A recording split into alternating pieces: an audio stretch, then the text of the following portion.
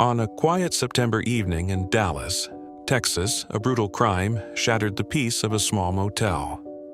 The victim? A hardworking husband and father, Chandra Mouli Nagamallaiah, who had come to America with dreams of building a better life for his family.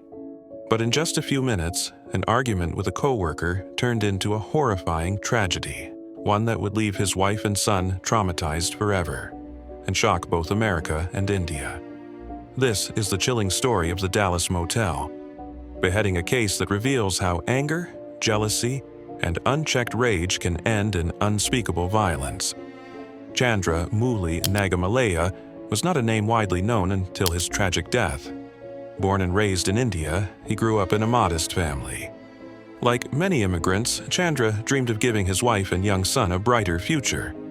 He found work in Dallas, Texas, managing daily tasks at a local motel.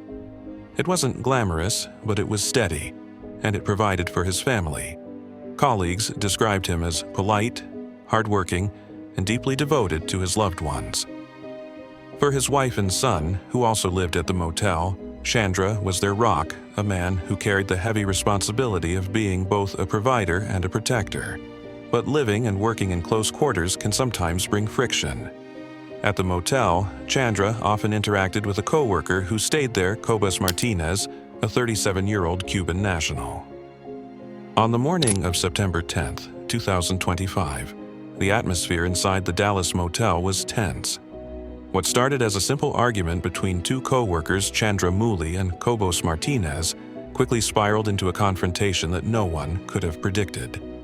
The dispute reportedly began over a broken washing machine. Chandra, the motel manager, tried to explain the issue using a translator to bridge the language gap.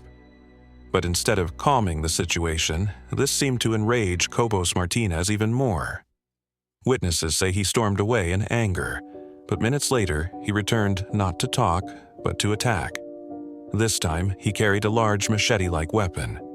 Chandra was caught off guard. The first swing came without warning. In an instant, the motel lobby, usually filled with the sounds of guests checking in and out, was filled with screams. His wife and young son, standing nearby, witnessed the terrifying scene unfold right in front of them. Desperate, Chandra tried to escape, stumbling toward the front office in search of safety. But Cobus Martinez chased him down and killed him in a very brutal way. In those chaotic moments, the small motel became a scene of absolute horror. By the time police arrived, the unimaginable had already happened. Chandra lay lifeless, his family in shock, and his killer was arrested on the spot, the weapon still stained with evidence of what had just occurred. Officers later described the crime as one of the most disturbing they had ever seen.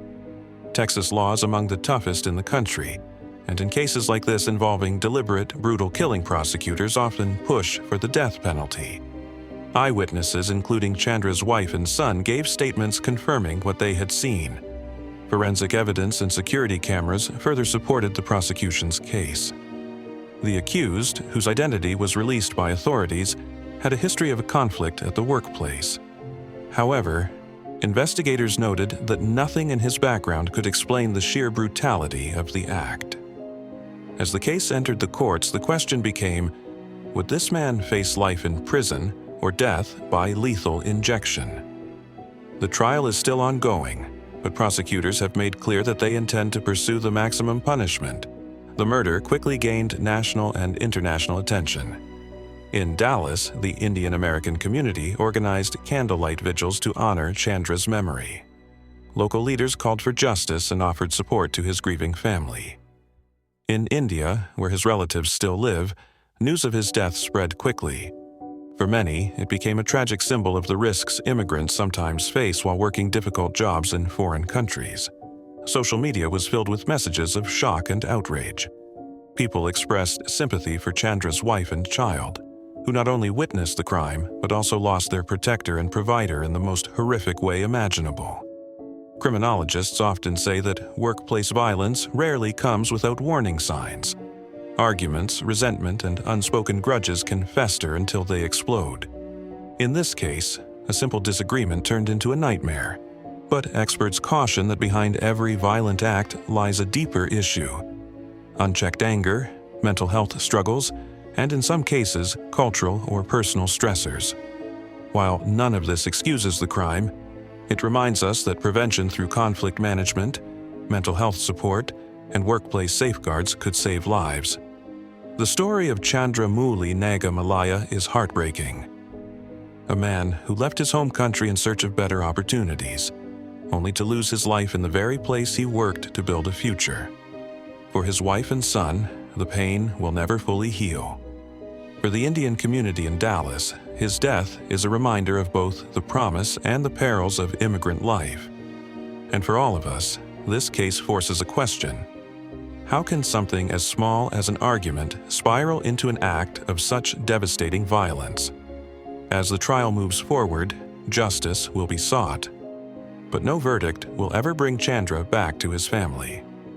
His memory now lives on in the hearts of those who loved him, and in the story of a crime that Dallas and the world will never forget. This is the end of this video, and if you found this content important, don't forget to subscribe for more true crime documentaries. And share your thoughts in the comments. What do you think drives people to commit such extreme acts? We'd love to hear from you.